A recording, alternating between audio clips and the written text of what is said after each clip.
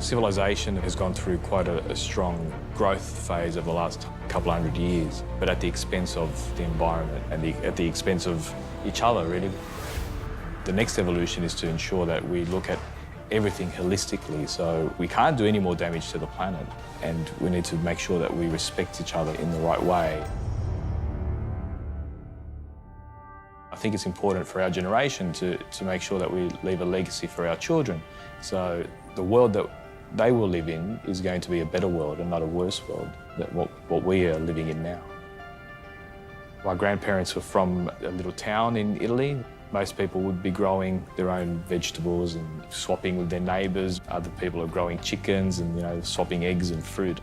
The connection to nature, knowing where the food comes from and knowing how to grow it properly and using the richness of the soil and the nutrients that will provide the best food for you. Looking after that and ensuring that that's still around for my kids and and their kids is very important to me. My vision for an ideal future is where most of the decisions that are being made by corporates, by governments, by individuals is much less of a self-interested perspective, and the investment markets has a very big part to play in how we do that. Ethical investing is when we consider the ethics of our investments at the early stage of whether we decide to invest or not. When we're looking at an investment, we're looking at, is this going to be good for us and for the future? A big part of what we look for is innovation and companies that are going to help us emit less carbon into the atmosphere. So what we're looking for is for companies that can help us become more efficient with energy.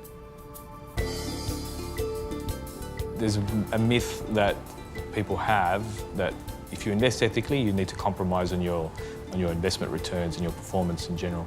We've shown that that's not the case at all. It's just part of our investment process, and we believe strongly that it leads to outperformance over the long term. Because we've been around for 30 years, we've built up a lot of case studies and we have a lot of precedent. We apply it to different sectors and different issues.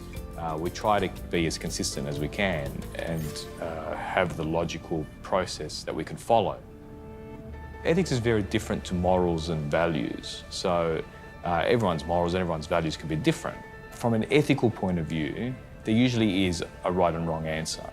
There is a much more logical, almost analytical process to it. So and it's just about getting the information, researching it and evaluating it and coming to a decision based on that information, what is the best outcome. We need to consider the effect on animals, the effect on the environment and the effect on people. Other than monetary, because our performance has been very good, the benefits are that the investors can feel very comfortable that their investments are doing good for society, good for the environment. We put a lot of work into ensuring that everything we invest in has an ethical positive.